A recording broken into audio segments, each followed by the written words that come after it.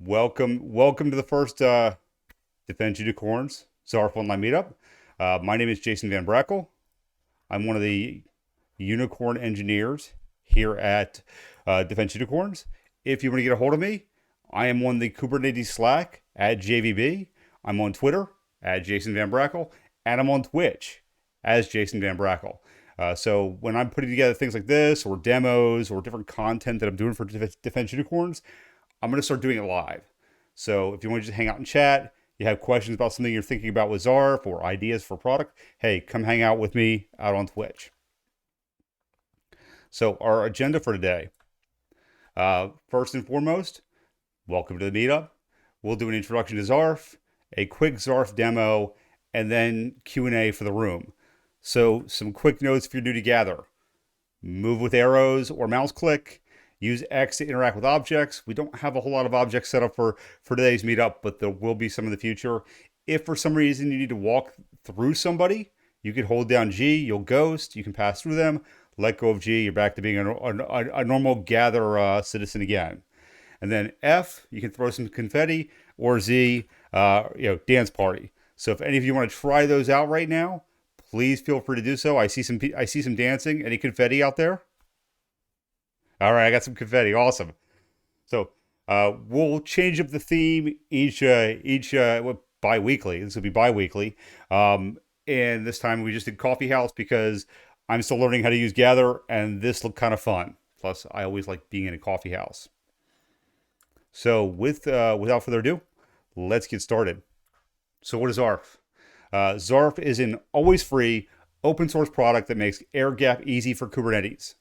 So it consists of a CLI, which is tools for deploying and managing applications in air-gapped environments, including package and spec. We'll talk about SBOM later, and deploy. So Zarf is made up of Zarf packages. So these packages are single tarballs that contain everything needed to deploy your payload to its desired destination across an air gap. It's defined by a Zarf YAML file, and it comes in two flavors.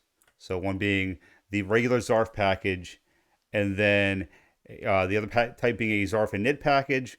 This is the same as a Zarf package, but is special. So it allows you to inject Zarf into your air-gapped environment. This solves our chicken and egg problem. This includes our injector, a registry seed, a container registry for doing all the Kubernetes things. And then we have some optional components. So if you're in a Linux environment, the Zarf init can install K3s for you. In our demo today, I'm going to use K3D. I'm on a Mac, so K3s can't be installed to a Mac natively. So we'll use K3D. But just know, if you have no Kubernetes, Zarf can also bootstrap Kubernetes on your behalf. It also can include logging and a Git server. So these packages are made of components, and they can include file, Helm charts, manifests, images, Git repos, scripts that run before or after your deployment, and data. So to give you an overview of how this might work in an environment, let's say, I worked with a client a while ago at a different company that was in the oil industry. And the way they would go about their deployments is they would physically install a Dell computer into a truck, and that truck would get a set of script files and a payload, and it would drive out to the oil rigs, and it would set up a little local area network, and then send things back and forth and hope the local area network worked, and hope that the satellite links the trucks had would work to get all the files. It was a bit of a mess. But here's how it might look in a Zarf world. So first, you define declaratively what your payload will look like. So your Kubernetes YAML manifests, your Helm charts, any files, scripts that run before or after. You can inject data into pods, and then all of your container images that you want in that registry inside of Zarf in your Kubernetes platform. Next step is Zarf will package that for you. We'll actually take a look at one of these packages to get an idea of what this looks like. But this package will be all of the images required so that you can execute your payload in the air gap. You will transport your package over the wire, over the road, through the vacuum of space, through snail mail, however you might do it. USB stick, over the wire, maybe carry a hard drive somewhere. really, that's up to you and your processes for getting your package from wherever it is being packaged to wherever you're going to deploy it. And then Zarf will deploy your payload to Kubernetes. That is the gist of Zarf. There are other features to Zarf, but that's all we're going to cover today. We'll be doing these every 2 weeks, so we're going to go deep dives into other topics. But let's do a quick I know nothing about Zarf and I just want to get started and where I get started. So let's do some demo there. So let me bring up a terminal window and I'll make it nice and big so y'all can see it. Move it over to here. Make sure I'm still sharing my screen. That is way too small for everyone.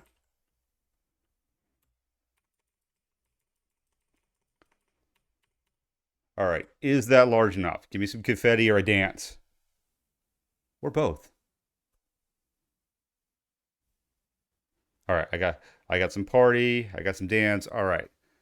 So we're big enough. All right. So I'm going to go first and foremost, I'm going to go grab one. I need a window. Let me get a whole new window. Drag this over here. I'm working off one screen. I'm looking to gather on another. So first, let's actually go and grab. We're going to go and grab Zarf first. GitHub.com. I'm actually going to grab the Zarf source code. I'm actually going to work off of examples that are available in the source code. You see I'm in Zarf a lot. And I'm not grabbing the releases. I just want the code. I'm really just coming here. So if you check this out, let me know you're here. Hit a star up here on the up here in GitHub, just so I know you were here. And that way you also get notifications if you want them. Hit the watch. So I'm going to grab our code here. Go back into my turbo window. Let's clone it.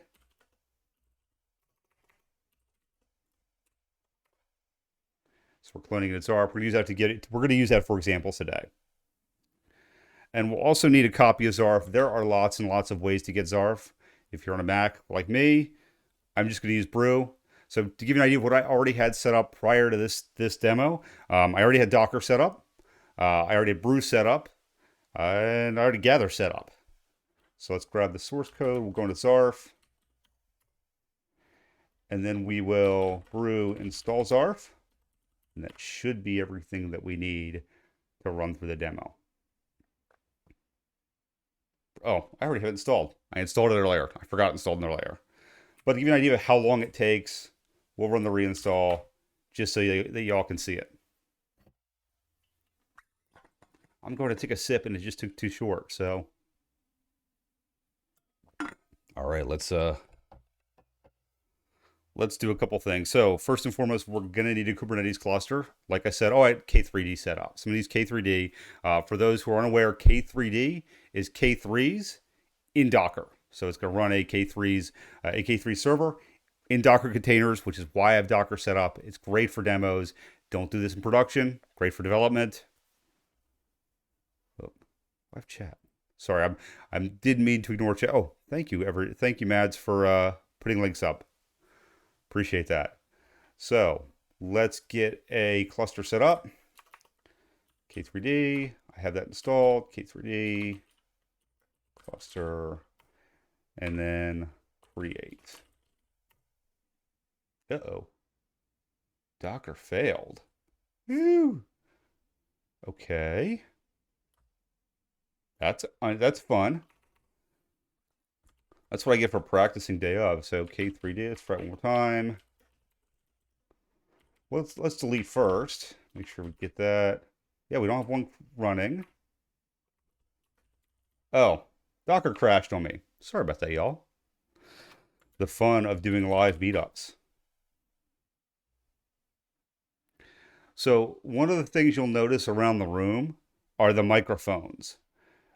So every space of the microphone and directly around the microphone, north, south, east, and west, are spotlight squares. So that's what I'm using right now. So I'm speaking to you on a spotlight square. I can't hear you all, but you all can hear me. So when we get to Q&A later, walk up to a microphone.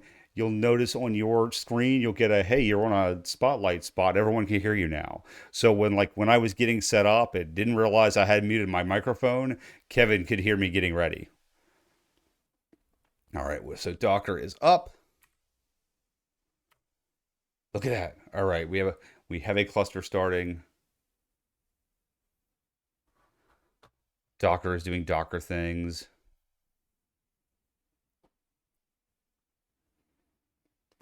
So, and in case you have to jump out early, this is being recorded. I'll get this up on YouTube probably tomorrow or possibly early next week. I just edit out all my mistakes so I look really good online. Yo, get nodes, and we have nodes running, and we have pods. Let's look at the pods just to make sure everything is doing good. Yep, we're good. We're running. We're ready to install Zarf. So if you're connected to, so everything we're doing for the demo is we're assuming we are, connected to the internet. In air gap scenarios or scenarios where you're setting up from an air gap, you'll want to grab your init package. So if you need to go get an init package for some reason, you can go hit into Zarf and go into releases. You'll see here the latest release, and that will include not just the Zarf binary for different architectures, but also the Zarf inits for AMD 64 and ARM 64 that include the ability to install K3s or not. So like we said earlier, the required items are the Zarf Injector, which does Zarf things. Sorry, went back to. I'm just making sure I can see gather in case you all send me chats while I'm doing this. So the required items are the Zarf Injector, the container registry seed, and the container registry itself. We're going to also do the optional will install. We won't install K3s because we already have a cluster here, but we're also going to install logging, and we'll install a Git server. So I'm just going to run Zarf init, and Zarf knows the architecture I'm on. So it knows what type of init package I'll need. It tells me that I don't have one in my current directory. So if I went and downloaded one, I'd put it in my current directory, and it's going to tell me where it's going to get one from. So we'll download the init package. This usually only takes about, I've run through this a couple times. It usually takes about a minute. It's running a little slower, but that's just live meetup stuff. I wanted you all to get an idea for what you were getting into. You'll notice here it's just a tarball, and it's a tarball with a Z standard compression because that's just better compression. Well, actually, and we'll unwrap that Z standard with Zarf, so you can see it's really just packaging everything together to give you an idea of what's in there.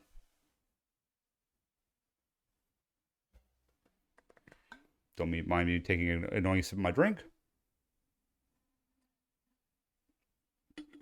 So these Zarf things can be automated with like auto confirms and things like that.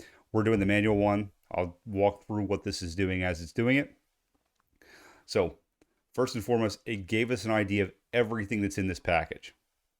So we talked about the two types of Zarf packages. We had the Zarf init package, which is one of these, and just a regular Zarf package.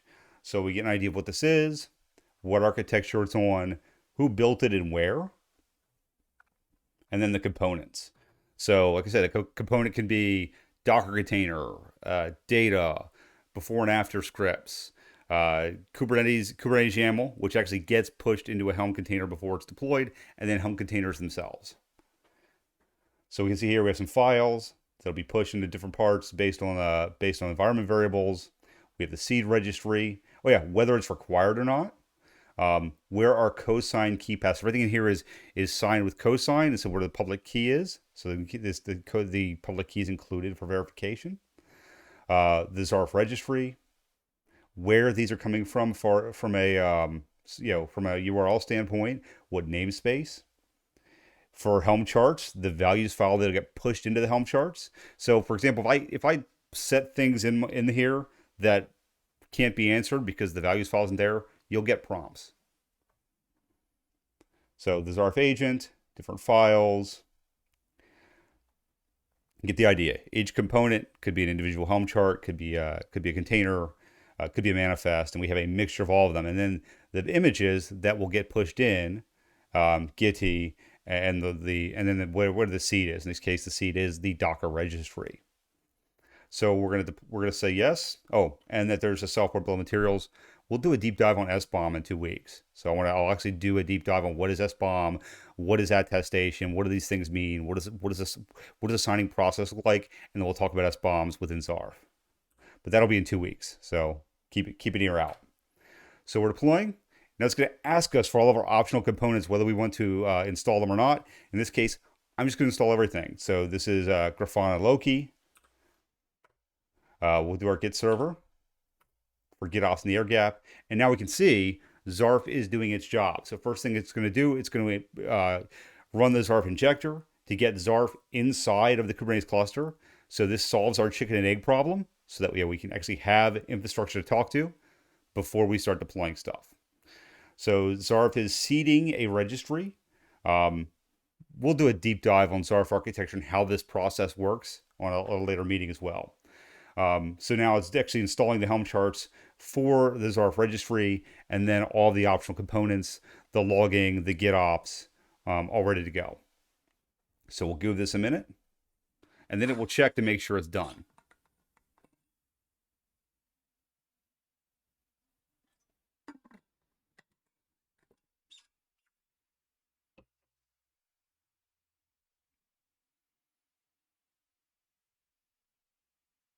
You can see here, it's checking to actually see that the pods are ready to go before it moves on. Now, while this is running under the covers, and we'll probably see it if we scroll up top. We see here, where is it? Very top.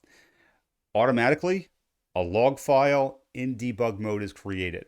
Now, this is important. You think, why a noisy debug log, and why tell us about a debug log? Well, one, so you know it's happening.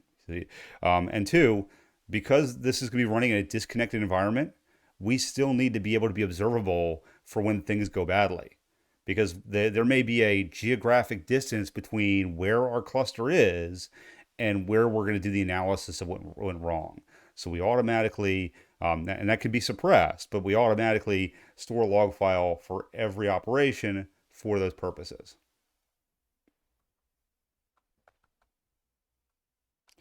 And then Zarf is waiting for the Loki stack to come up. Like I said, live demo. Usually this goes much faster, but I'm guessing the fact that I'm recording and running gather is probably eating a few more cycles than when I was doing my test earlier.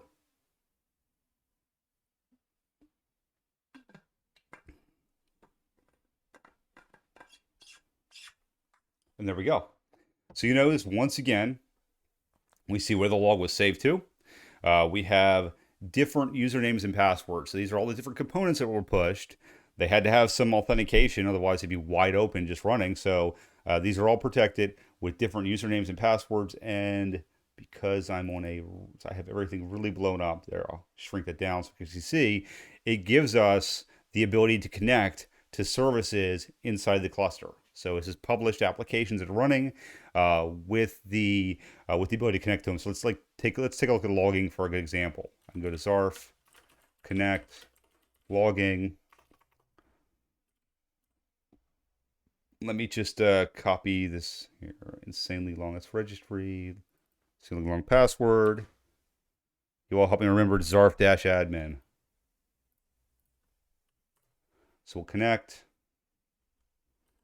Zarf-admin, super secret password, and log in. And you can see right here, we have, no, I don't need that. Thank you. And you can see here, Loki running already with monitoring, ready to go. So now that we have our init, we can actually install a package. Let's actually build a small package and we'll deploy it and take a look at it. So if you all have already, oh, I'm still connected.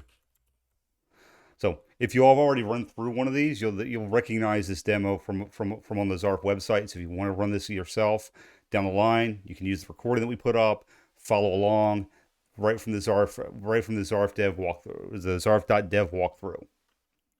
So let's go to examples. And we'll go into the game example. So we see in here, let's do a finder. Is it find? No, it's not finder. Is it show? No, it's not show. I don't remember that command off the top of my head. Just open a finder window. Is it open? It is open. Okay. So I'm gonna open this window. We can see here, for this, we have our image. We have our images, the Docker file we're going to use, and the manifest, our various YAML files, a README, and then a Zarf.yaml. So let's just take a quick open with this. Okay, which window did it open to? Oh, over here. Maybe. Here it goes. See here. So this is a Zarf package. So we talked earlier about a Zarf package. This is a Zarf package. So it has you either have a Zarf package config or a Zarf init package config. It has some metadata, what it is, and then the components. So this list of components. In this case, it's really simple. It's just a couple of manifests to go into a Zarf namespace with the image file that we saw from the Docker file earlier. So here, this is our one and single component for running this.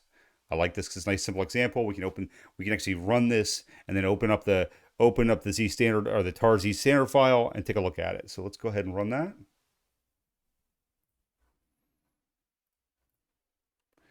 We're going to Zarf package create and just look in the current directory. So it'll look for the Zarf YAML file. This is here. Oh, look, I found a Zarf YAML file. Here's the build information. It's going to be on my machine, who I am, what architecture. You notice we use CD ourselves when we build these. That's why it says runner on our init packages. Again, the component, and I'm going to ask you, are you sure you want to create it? We're going to say yes. And Zarf is going to do Zarf things. So it's going to grab the Kate's manifest. It's going to load the metadata you gave it. It's going to create an SBOM, and it's going to pull the image. And I probably already have the image in my cache because I was playing with it earlier. And now we're running. So we see here, we have this Zarf ZST, and we can actually unpack this with Zarf. So Zarf has tools for looking at Zarf files. So in here with the Zarf tools, you can see we have the archiver. We're going to use the archiver. So Zarf, archiver, decompress. Oh, I don't have the autocomplete. And then it's, oh, I bet I did that wrong. Zarf tools, archiver, decompress, and then accept 2 args, receive 0, archive destination. You know what? I'm just gonna ZDST and we'll get it in Finder because that's just quicker for me. All right. Go back into Finder.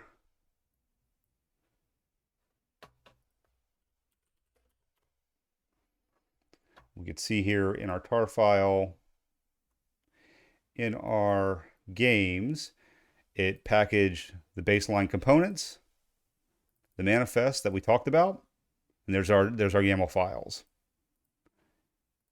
Go back up again, we can see SBOMs were generated. We'll actually look at an SBOM shortly. We'll actually look at a more complicated one than this. And then all the other Zarf things. Nothing, like I said, this one's really simple, but let's go ahead and deploy it. Zarf package, deploy, Zarf dash dot. And again, it's going to tell you, are you sure this is the thing you wish to deploy? We have the log file going with the debug mode information. And that an SBOM was included. We can view it in the Zarf SBOM folder in the directory, or we can open up the browser. And I'll give you a more complicated one in a second. This one is super simple. So we'll deploy the package. And again, just like with the package, the init package, we're installing Zarf, the Zarf games, and we can actually go in, connect to this. Zarf connect, games, And here we have basically DOSBox the browser. And I've not actually played with this, but I think Doom will actually work. Yes, Doom actually works. So if you're in your 30s or 40s or 50s like me, you might have played Doom. I spent way too much time playing Doom as a kid. Actually, my first hardware upgrade was because of Doom. I had a nice Packard Bell 3D6 SX20 with a whopping 2 megabytes of RAM that could run Doom in the tiniest little square of a box at like 5 frames a second. It was really bad. So I actually learned how to upgrade my system's memory to get a whopping more 2 megabytes of memory into the machine that I think I paid like $300 for. Boy, we've come a long way since then, haven't we? So let's actually take a look at what one of these S-bombs looks like. We'll actually package another one of these examples. Let's grab Minio, because I've used Minio a bunch and I like Minio, and I know that Minio has some good information behind it. So again, I'm going to Zarf, package, create. And again, I'm just going to hit dot to look for the Zarf YAML, the Zarf YAML package declaration here in the folder. And here we see this one has a few more components in it. So again, we have a package config. So we have the init package config or the package config. This is Minio. We have the Minio operator. So we have two components, or sorry, one component with two charts, the Minio operator and the Minio tenant with the values files being injected in. And we have manifests. We have the Zarf Connect manifest that sets up so that we can actually do Zarf Connect. And then we're going to push all the images that we need into the Git registry, or sorry, into the image registry, the Docker registry that is running inside the Kubernetes cluster. So we're going to create this package, and it is grabbing and fetching all the things we need. I don't have these images, so I actually didn't run this test this morning. I ran through this to make sure it worked. That had a nice S-bomb with it. So I grabbed something a little bit larger than the Doom game just for fun.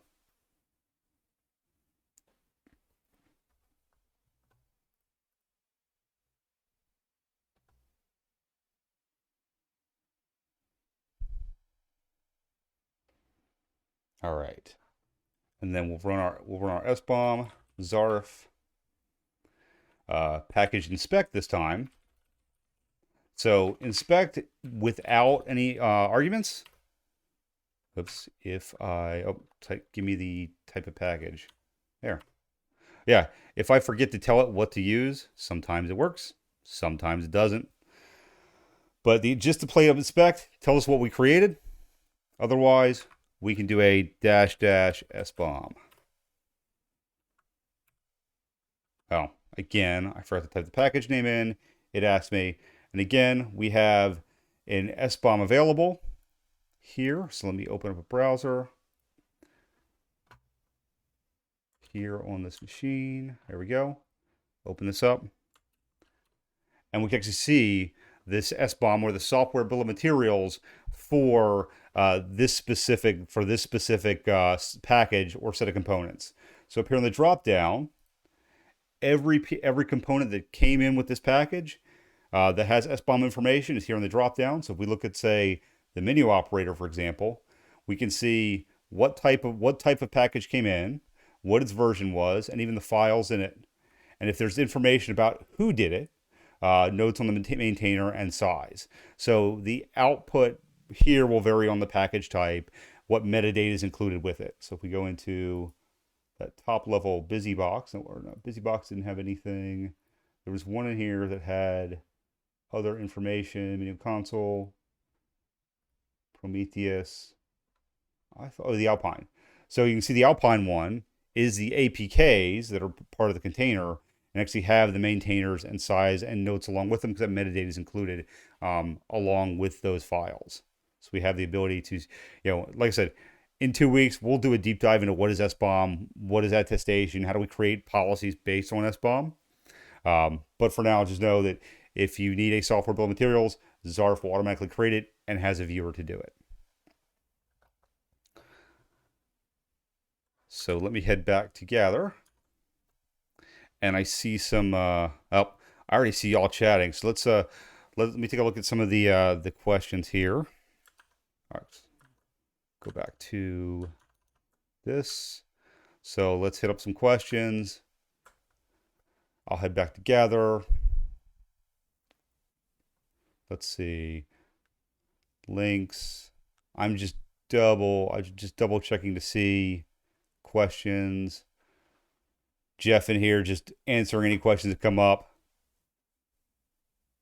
All right.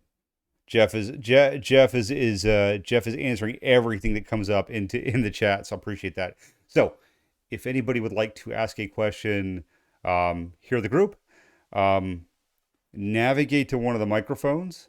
That's a spotlight space. You can talk to the room and just make sure you're unmuted. So if anybody has any questions, now's the time.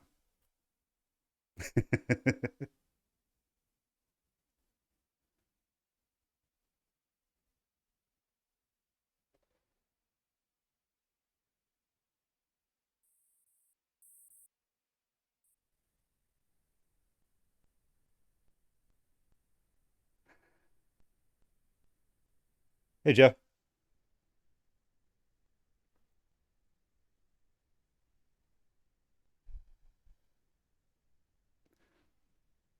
All right. I have not seen any questions come up. So with that, let's Hey, JB, can you hear me? oh, I can hear you now.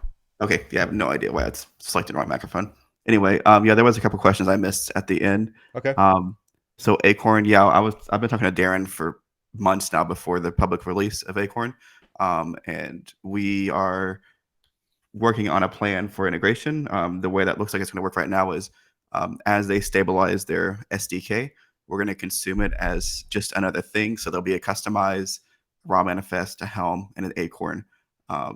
So I see this as for Acorn, if that's the way that your team chooses to go, which is going to be, I think, a really great way for a lot of teams to go, especially from the more Docker centric teams as they're targeting that kind of user base. Then Zarf will just be the way to enable air gap for those teams. But Zarf intends to not get in the way any more than we have to. So we really try just to support these other tools. There's another question on Helm, and the Helm usage is we're just supplementing Helm and using Helm ourselves to manage the air gap concerns for which Kubernetes and Helm in general don't actually address because they don't deal with images. Cool. Thank you, Jeff. I appreciate you paying attention to the chat there while I was talking. Uh, Ken just asked, is the product ATO'd? Yeah, so we right now the way that since Zarf is a static binary, or at least it has been previously up until recently with the agent, it was an Iron Bank through DoD Platform One, and it has a high rating. I don't think there's any known vulnerabilities right now in Iron Bank, and it's published there. And we have monitoring for each of those activities as they're released. As far as ATO, it is in ATO packages and in ATO environments, but it doesn't have a standalone ATO because that's not really a thing per se for something this small. It's a part of a supplement of larger packages and other systems. And this started out of the Navy work, and then it's kind of spread to other organizations from there. Very cool. Thank you, Jeff. All right. William said, I've been reading the thesis from Bridger Smith about DSO approach for submarines, not yet done. I'm curious to see if there's been further implementation of Zarf slash Kates in an air gapped environment for naval marine deployed networks. I'm trying to convince command of its use. Yeah, I think that so the Bridger Smith paper, if you haven't read it, is fantastic. That's where this came from. It's actually in Zarf GitHub website too. We link to it, but Bridger Smith's thesis is kind of what started this and kind of helped us explore this use case. And so I've personally been passionate about air gap for many years, as I've been doing it for a long time in government. But the naval submarine problem is super unique and interesting, and I won't speak for them as to regards to their pain points and how that's used. So you can definitely, I just encourage you to check out the paper from Bridger Smith and read through that. But as far as where we're going, I think what I can say in public forum is that we are continuing to iterate on the initial idea of how do you help a sailor release software declaratively and reliably in contested environments. And submarines one of the best use cases I can think of. So we have branched out to other disciplines and and areas and government and commercial that I can't really discuss here. But the point being that, as you see these features come out and roll out, these are all driven by user pain points, and we're trying to not become the Swiss Army knife of all things. We're trying to keep focused on moving bits across the air gap, and that's really what kind of the guidepost is. Does this help the airman, sailor, soldier move their bits across the air gap to deploy their systems regularly? Thank you, Jeff. So apologize if I missed this, but will Zarf deploy to AWS? That is, will it handle the CNI, AMI dependencies, and CSI? Now, I've not done an EKS since we've been here, but Jeff, you've got some experience there. Yeah, we've definitely done several EKS deployments, and in fact, there's actually there's an EKS CTL package in Zarf right now on the main repo. That's not what I would use in production per se, but it definitely is like a proof of concept. Just because there's more to Kubernetes than just getting a cluster up and running, right? There's a lot of day two concerns and management concerns you consider. But yes, EKS, we've tested it on EKS, AKS, GKE, TKG, OpenShift, obviously the K3D kind, K3S, microkates, all those. The way that the injector works is it should be generic to any cluster, for the most part, that's been true. If we run into issues, we'll address them, but so far we haven't found one we couldn't eventually get to work. Very cool. All right. Yes. Thank you for the good questions, William. I appreciate that.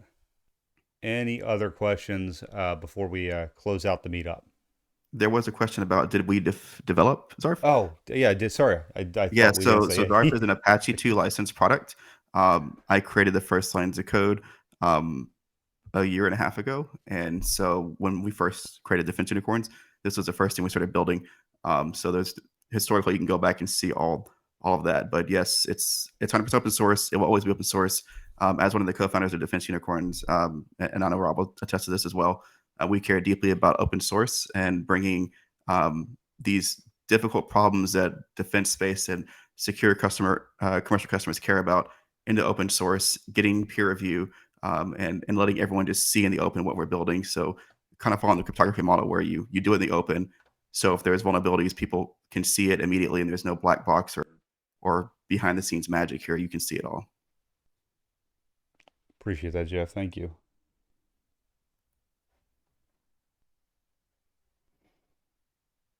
How was the process open source? Did you have to get government approval? You'd have to answer that, Jeff. That's before my time.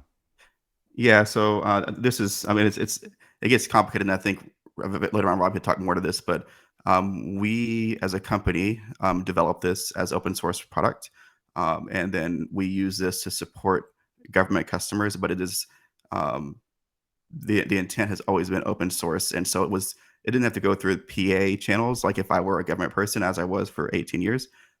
This was actually done as commercial work to support government partners through various contract mechanisms and innovation funds. So I don't do the money things or the contract details. I'm just a nerd, but I can say that this did not have to go through a PA approval process, as this was done by our company as a joint effort under an STR. But suffice to say that it would be slightly different if we were a purely government organization building this, as I've done in the past. Thank you, Jeff. Appreciate that.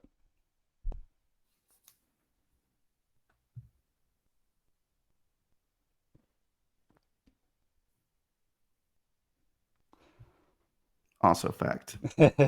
Fun fact, nothing has ever made it through a PA process, ever.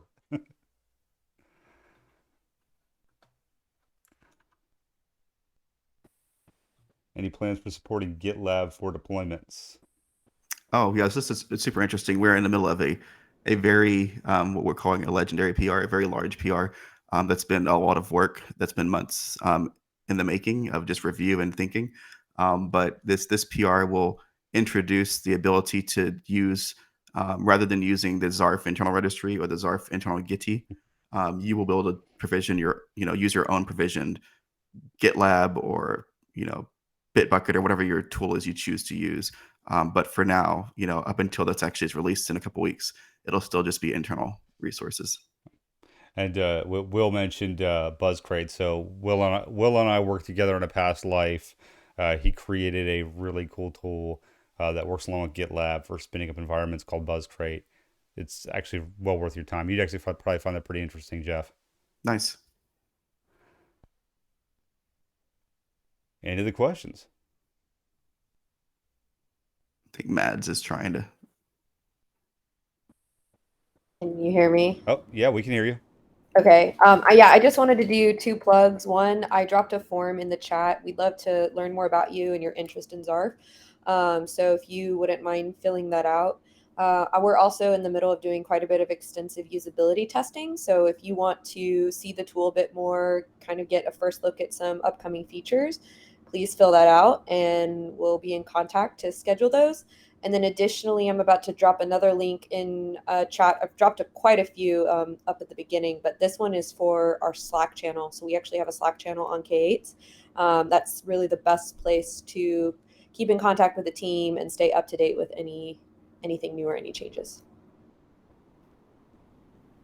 Thanks, Mads.